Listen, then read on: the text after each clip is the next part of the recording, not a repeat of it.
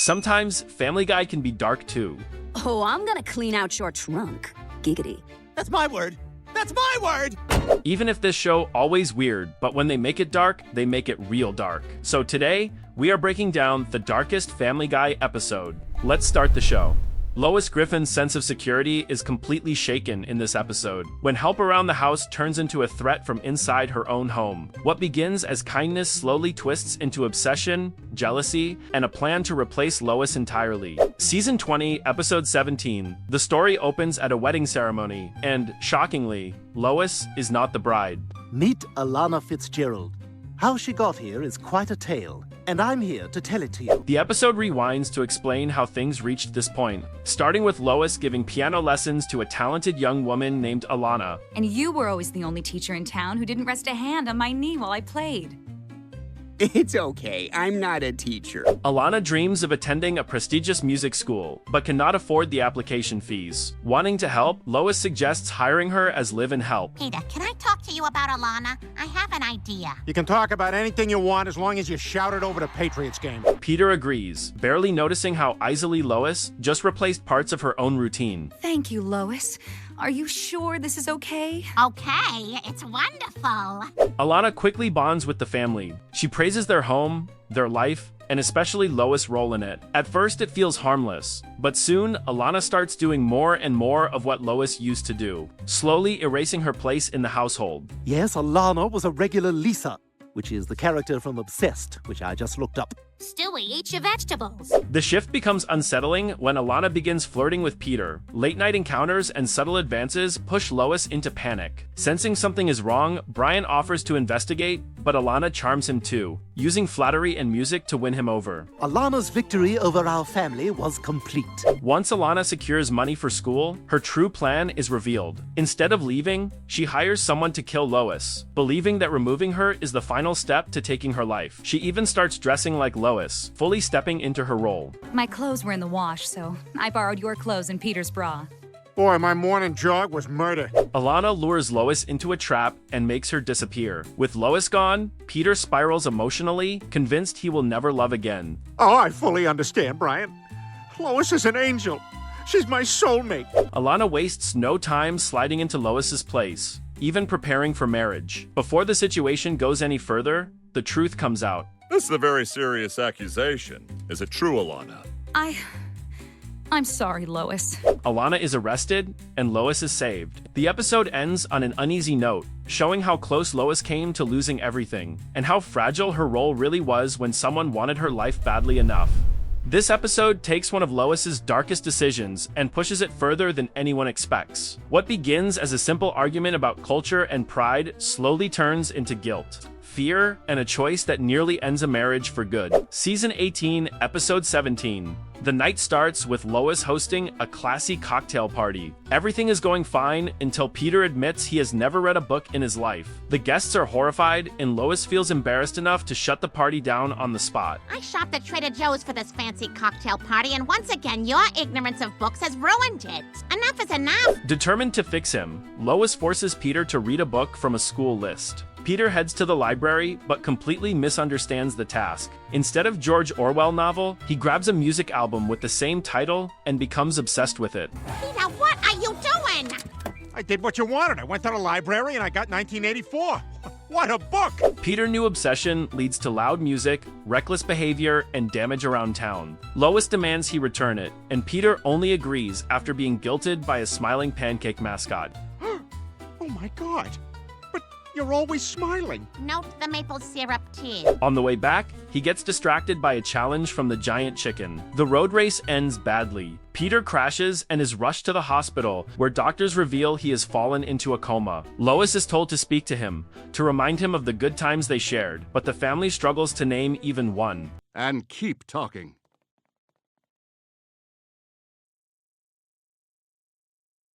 Inside his mind, Peter experiences a disturbing vision. He is surrounded by people who have died, all waiting for him to accept his fate. He resists, clinging to distractions and refusing to let go, even as the signs become clear. Who's gonna get Peter's rakes? What did I tell you, Mom? What did I tell you? Back in the hospital, Lois is given devastating news. Peter is declared brain dead, and she is asked to decide whether to pull the plug. After a short moment of hesitation, Lois agrees, believing it might be the right thing.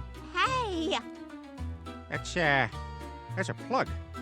You pulled the plug on me? Peter suddenly wakes up and realizes what she did. He is furious and hurt, especially when Lois admits that letting him go felt like a relief. She quickly says she regretted it, but the damage is already done. Unable to handle his anger, the family prepares to leave him entirely, believing it is easier than facing his feelings. Peter stops them at the last second, choosing forgiveness over being alone. The episode ends on an unsettling note. Peter survives. The family stays together, but the truth remains. Lois was willing to let him go, and that choice forever changes how dark this moment feels. This episode takes a serious idea and pushes it into very dark territory. What begins as a reunion with an old flame quickly turns into a moral crisis that forces the entire family to question their values. Season 8, Episode 21, the story begins at Lois' 20-year college reunion. While there, she reconnects with Naomi, an old friend with a complicated past. Peter immediately jumps to the wrong conclusion and assumes something romantic is happening, which oddly makes him more interested instead of worried. Well, Naomi, whatever it is, I'm sure we'd be happy to help. Oh my God, I don't believe it. I'm gonna have a three-way. The confusion grows when Naomi arrives with her husband Dale. Peter still can't piece together what is happening and keeps assuming the situation is about his fantasies. Got a pizza delivery for this sorority house. Did somebody order sausage? The truth finally comes out when Naomi and Dale explain why they are really there. Well, Lois, that's why we're here. We were wondering if you would be our surrogate. Oh my God. They have been trying to have a baby without success and ask Lois to be their surrogate. The request shocks everyone, especially Peter, who clearly was not consulted beforehand. Despite the surprise, Lois gives it serious thought and decides to help them. And I've decided to carry Naomi and Dale's child for them. You what? That's right. Lois goes through the medical process and soon learns it worked. She is pregnant. While the family tries to process this, tragedy strikes. Naomi and Dale are killed in a sudden accident, leaving Lois pregnant with no intended parents. Naomi and Dale Robinson were pronounced dead on arrival at Quahog Hospital. Oh my God!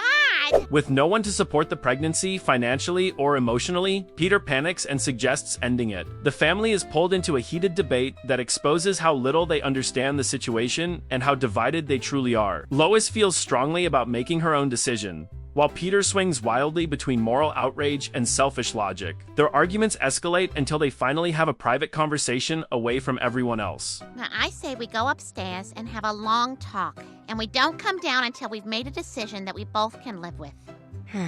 The episode ends quietly. A decision is made, but it is not played for jokes. Instead, the moment lands with weight. The story closes by showing how unsettling it is when comedy collides with real-life choices, leaving the audience uncomfortable long after it ends. One more Griffin to love and to love us in return. We had the abortion.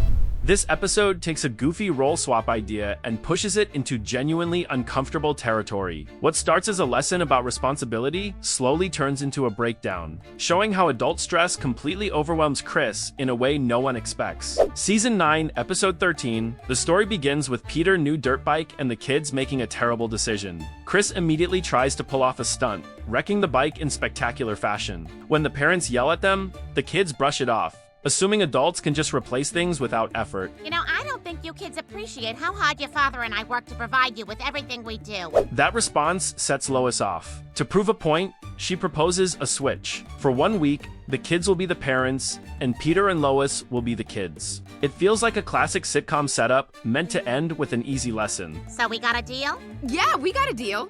Face off. No, Peter. Roadhouse.